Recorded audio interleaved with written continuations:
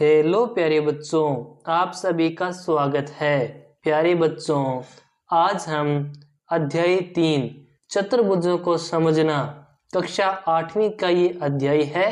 इस अध्याय में कुछ परिभाषाएं, कुछ आकृतियों के बारे में जानेंगे।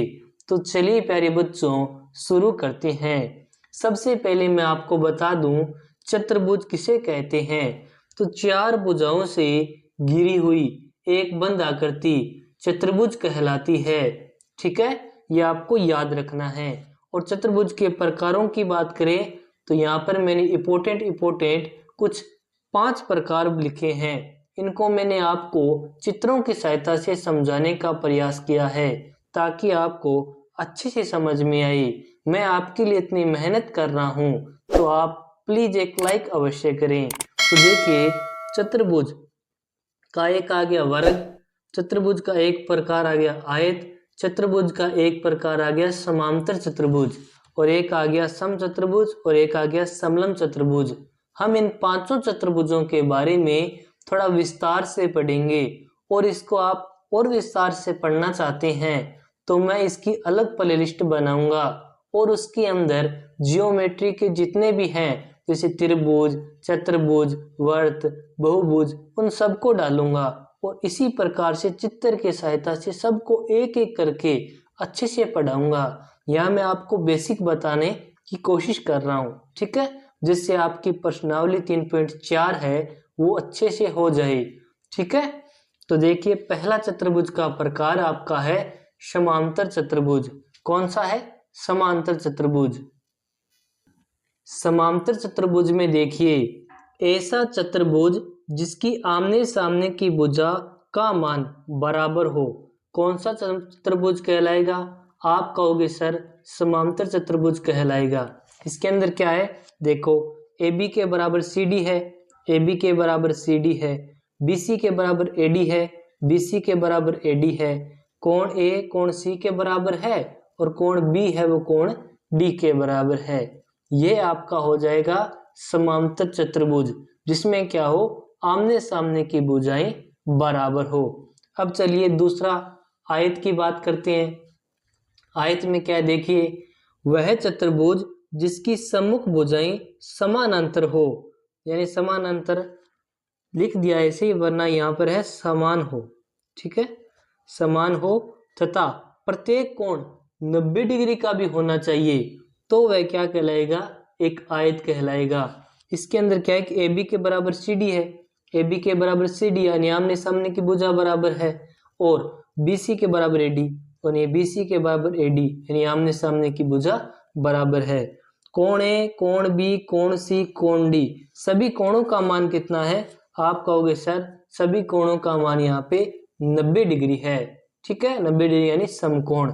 ठीक है, आप दो चतुर्भुजों के बारे में पढ़ चुके हैं। अब हम तीसरा चतुर्भुज पढ़ने की कोशिश करते हैं। तो चलिए, आपके सामने है तीसरा चतुर्भुज, इसका नाम है समचतुर्भुज। ठीक है, एक ऐसा समांतर चतुर्भुज, एक ऐसा समानांतर चतुर्भुज जिसकी सभी भुजाएं बराबर हो लेकिन सभी कोण 90 डिग्री का हो, ये आवश्यक नहीं है। ठीक है, इसके अंदर क्या है कि एक ऐसा समानांतर चतुर्भुज जिसकी सभी भुजाएं तो बराबर हो लेकिन सभी कोण 90 डिग्री का हो, यह कोई आवश्यक नहीं है। जैसे AB के बराबर BC है, CD के बराबर DA है, कोण A और कोण C के बराबर है और कोण B कोण D के बराबर है। इस चतुर्भुज से आप समझ सकते हैं, यानी 90 का हो भी सकता है और नहीं भी। ठीक है, तो आप देखो ये तो मैंने सोर्स बना दिया जो आपको ऐसा लग रहा है, बाकी आप ध्यान से देखो, मैंने ऐसे करके ऐसे कर दिया, मान लो इसको थोड़ा सा ऐसे बना दिया है, तो ये बराबर ही चारों ही, लेकिन थोड़ा सा चपटा कर दिया, मान लो ऐसे कर दिया मैंने, तो ये 90 का हो ये कोई जरूरी थोड़ी ना है, ऐसा कहना चाहता हूँ मैं। ठीक है, अब आ जाओ आगे 4 नंबर पे। 4 नंबर आपका है वर्ग, इसको आप इंग्लिश में बोलते हो स्क्वायर। ठीक है, स्क्वायर बोलते हैं। एक ऐसा चतुर्भुज जिसकी सभी भुजाएं समान हो, साथ ही प्रत्येक कोण 90 डिग्री का भी होना चाहिए इसके अंदर। ठीक है, आयत की तरह। लेकिन आयत में क्या होता है, आमने सामने की भुजा समान होती है, लेकिन यहाँ तो क्या है, सारी भुजाएं समान है, एक बंद चौरस डब्बा। ठीक है, AB के बराबर BC और CD सब क्या है, बराबर, और कोण भी क्या है, बराबर।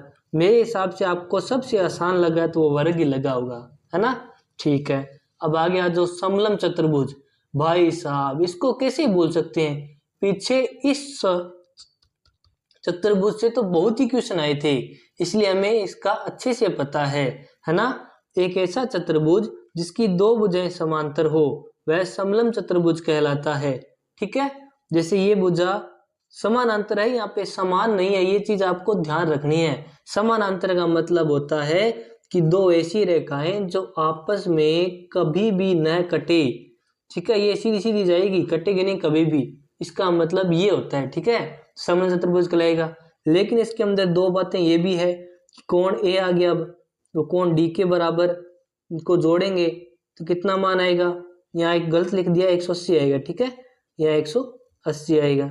ठीक है प्यारे बच्चों, ये हमने पिछली सवालों में हल किए थे।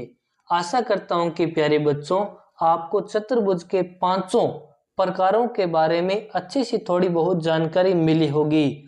मिलते हैं 3.4 प्रश्नावली में, तब तक के लिए धन्यवाद।